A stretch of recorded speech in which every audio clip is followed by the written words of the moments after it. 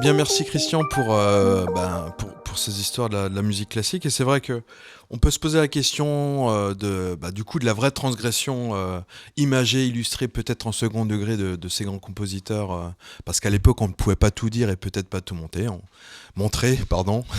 Je pensais à la tête et les autres membres, mais ça me fait penser que on s'était posé la question sur la ligne éditoriale de cette émission qui est éclectique quand même. On veut parler de toutes les musiques et très franchement, nous revient pratiquement que du rock dans ces histoires de folie. C'est-à-dire que les vrais fous, les vrais transgressifs, les vrais psychédéliques, il me semble, de façon réelle, sont surtout les rockstars et toutes ces personnes-là. Et c'est vrai qu'on peut se poser la question des autres. Est-ce que c'est marketing? Est-ce que c'est des postures? Est-ce que c'est pour créer la belle histoire? Vous avez certainement des exemples ou un avis sur la posture de folie, alors que c'est plutôt pour montrer quelque chose qu'on n'est pas ou créer un personnage. Alors que ce soit dans le rock, dans la musique classique ou même dans l'opéra, pour lesquels beaucoup de personnes disent que c'est le spectacle total, à partir du moment où vous faites quelque chose qui est dans la démesure est une perte de mesure, c'est de la folie. Donc un spectacle total.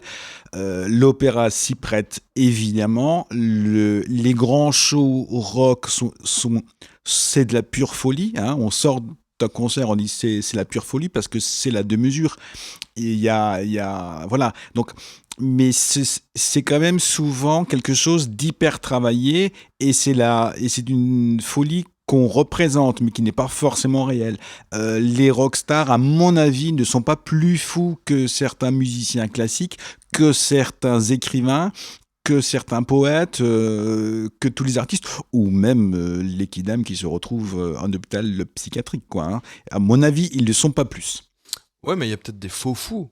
Oui, non, mais c'est ça, justement. Il y a des faux fous. Pour créer l'émotion, pour créer la rencontre. Il y a des faux fous, il y a des faux méchants, il y a des faux gentils, il y a des faux intelligents et il y a des vrais cons aussi, quoi. Ouais. Pour parler d'un autre style musical et enchaîner quelque chose au niveau de l'électro par exemple, je voudrais mettre en avant peut-être un personnage et producteur génial de house music et de deep house de Détroit qui est Moody Man, connu sous le nom de Kenny Dixon Jr., qui lui, au début de sa carrière, début des années 90, avait pour habitude de jouer ses sets derrière un rideau, donc en mettant vraiment en avant la musique. Je suis là pour vous faire danser, et qui était peut-être le seul capable de mixer 2 morceaux pendant plus de 10 minutes derrière son rideau. Sauf que il arrive un moment où la curiosité des gens et des fans pousse à tirer le rideau. Et il n'était pas...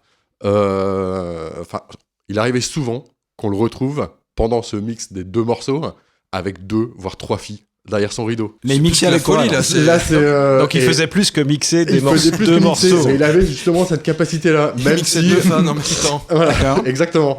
Ah, tu m'as fait peur. Moi, je croyais qu'en ouvrant le rideau, le mec, il était en Marcel et en pantoufles. En même temps, il envoyait des beats, quoi.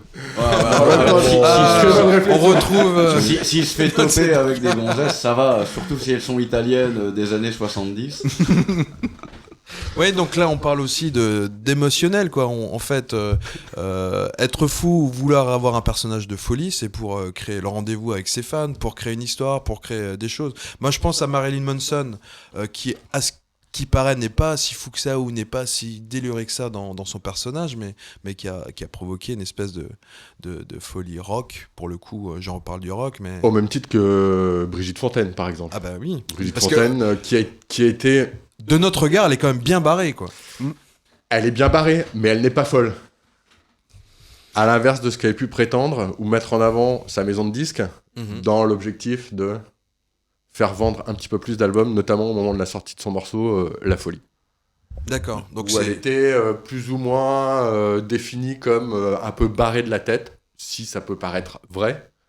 Et au final, elle n'est pas plus folle que vous et moi. D'accord, donc on est sur la posture et puis... C'est le coup de force de Brigitte Fontaine d'avoir sorti un album qui s'appelle Brigitte Fontaine est folle complètement assez vite et d'avoir fait croire ça à tout le monde. C'est très très fort. Et après, elle a très bien exploité ce personnage et continue de l'exploiter. Quand vous voyez des interviews de Brigitte Fontaine, c'est très impressionnant la façon dont elle l'exploite. Oui, bah, ça fait vrai. On y Ça croirait fait très presque. vrai. On y croirait, ouais. C'est une vraie mise en scène. C'est une vraie mise en scène. Et pour illustrer un petit peu cette discussion, j'avais envie de passer, moi, ce qui m'a rendu fou quand j'étais jeune, un petit extrait de Nirvana avec Lithium.